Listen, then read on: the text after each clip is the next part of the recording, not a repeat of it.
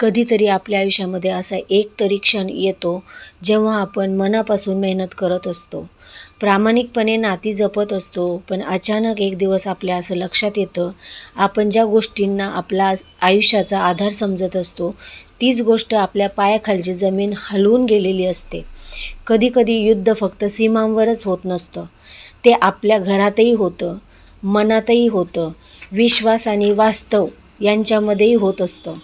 आजची ही एक गोष्ट अशाच एका संघर्षाची आहे. जीवन साधं असावं, शांत असावं असं प्रत्येक मध्यमवर्गीय माणसाचं स्वप्न असतं.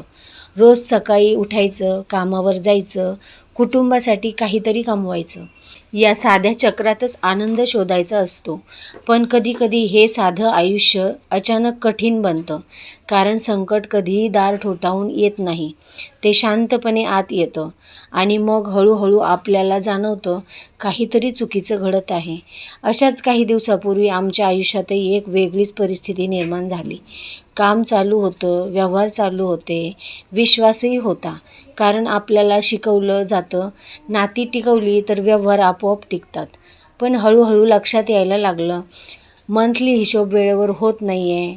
आज नाही उद्या, उद्या नाही पुढच्या आठवड्यात, असं करत करत दिवस, महिने होत गेले. गरज पडली तेव्हा थोडे पैसे मिळाले, पण पूर्ण व्यवहार कधी स्पष्ट झाला नाही.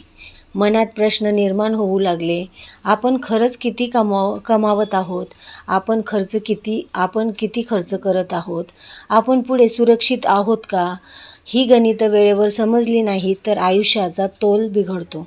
कारण उत्पन्न कमी आणि खर्च जास्त असेल तर कर्जाचं ओझं नकळत वाढत जातं आणि एक दिवस अचानक लक्षात येतं, आपण खूप मागे पडलो आहोत.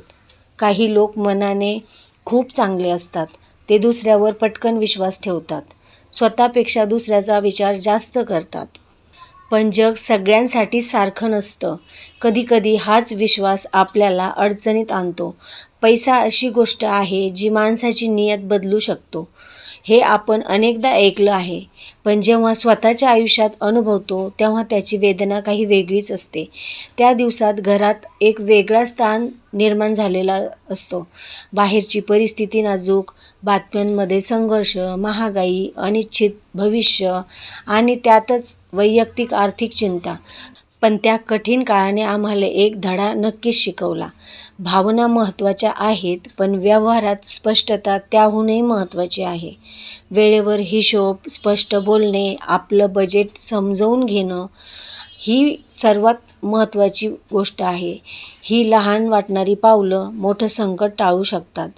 त्या प्रसंगानंतर आम्ही ठरवलं, आता प्रत्येक गोष्ट लिहून ठेवायची, प्रत्येक व्यवहार वेळेवर क्लिअर करायचा आणि सर्वात महत्त्वाचं, आपल्या कमाईनुसार आयुष्य जगायचं. पण उत्पन्न 25,000 असेल तर 50,000चं स्वप्न लगेच नाही जगायचं. पहिल्यांदा पाया मजबूत करायचा. थोडं कमी खाल्लं, थोडं कमी खर्च केला, पण मन शांत ठेवलं तर सर्व काही होतं. कारण कर्जाचं ओझं हे फक्त पैशाचं नसतं, ते मानसिक ताणाचंही असतं. आम्ही अजून एक गोष्ट शिकलो, विश्वास ठेवा पण अंधविश्वास नाही. नातं जपा पण स्वतःचं नुकसान करून नाही. जीवनात सावध राहणं म्हणजे घाबरणं नाही, तर स्वतःला आणि कुटुंबाला सुरक्षित ठेवणं आहे. आजही संघर्ष संपलेला नाही, पण मजबूत मन झालेलं आहे. कारण प्रत्येक संकट एक शिक्षक असतो, जो आपल्याला पुढच्या वाटेवर घेऊन जाण्यासाठी आपल्याला शिक्षण देत असतो. आपण पुन्हा उभं राहू शकतो जर आपण हार मानली नाही तर. जीवन कधीच परफेक्ट नसतं, पण आपण त्यातून शिकून परफेक्ट बनू शकतो. आणि शेवटी घरात बनणारा साधा वरण भातही आपल्याला आठवण करून देतो, सुख मोठ्या गोष्टीमध्ये नसतं, ते एकत्र राहण्यात असतं. जर तुम्हाला माझा आजचा व्लॉग किंवा ही गोष्ट आवडली असेल तर सबस्क्राईब करायला विसरू नका. शेअर करण्यासारखी वाटली तर शेअर नक्की करा आणि एक लाईक जरूर करा. आणि इथून पुढे जो व्लॉग आहे तो कंटिन्यू प्लीज पूर्ण पहा. ही जी काही मी स्टोरी तुम्हाला सांगितली ही आमच्या आयुष्यात घडलेली आहे, म्हणून म्हटलं चला शेअर करावी, त्यासाठी मी ती शेअर केली आहे. तर पुढचा व्लॉग नक्की पहा. याच्यामुळे हे स्ट्रॉंग ग्लूने छोटे मोठे आणि जर ती पाण्यात गेली लढायला तर मग पाण्यात नाही टाकायची ते सेलो टेपने कव्हर करून टाकायचं. हे बघा ना, हे कॉर्नर्स मी सेलो टेपने समज ती पालथी झाली तर ओलच नाही होणार, ओलीच नाही होणार. पूर्ण झाल्यावर पाहूया. हिरोची सध्या पूर्ण देशात पहिली बॅट्समॅनची कंपनी हिरो.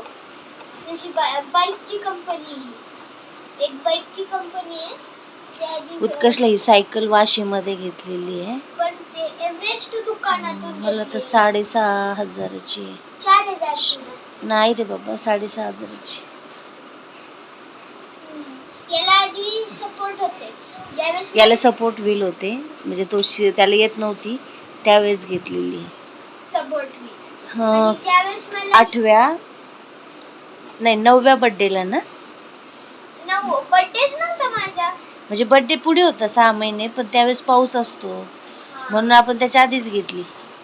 म्हणजे त्याच्या बर्थडेलाच त्याला गिफ्ट द्यायचं होतं, पण त्याचा बर्थडे नेमकं पावसाळ्यात येतो आणि सायकल पावसाळ्यात घेऊन उपयोग नाही, कारण की आपण खेळणारच नाही.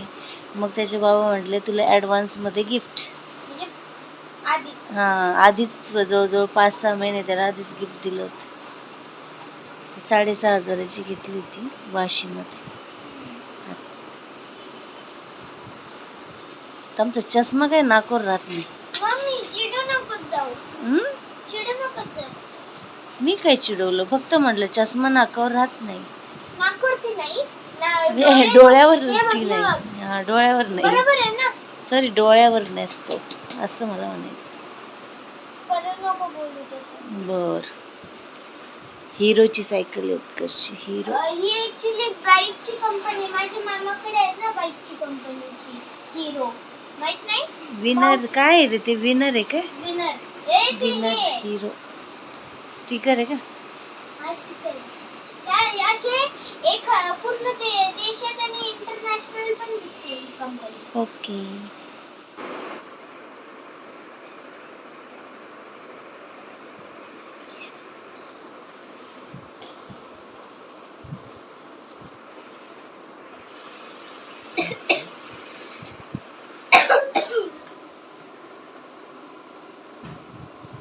काय बनवतोस आता?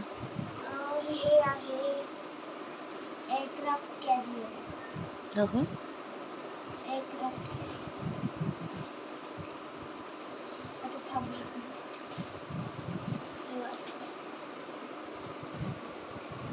सकाळी बनवून झालेलं सगळं, याच्यावरती हे जेट्स लावायचे. पेंटिंग करावं लागेल पहिली, नाहीतर ते पेंटिंग ज्यावेळेस आपण सगळे विमान लावू ना त्यावेळेस प्रॉब्लेम होतो त्याच्यासाठी. आणि बस एकच नाही, मला 2 बनवायचे. ओके, अजूक नाही, असे एक अजूक एक बनवायचं. झाल्यावर दाखव.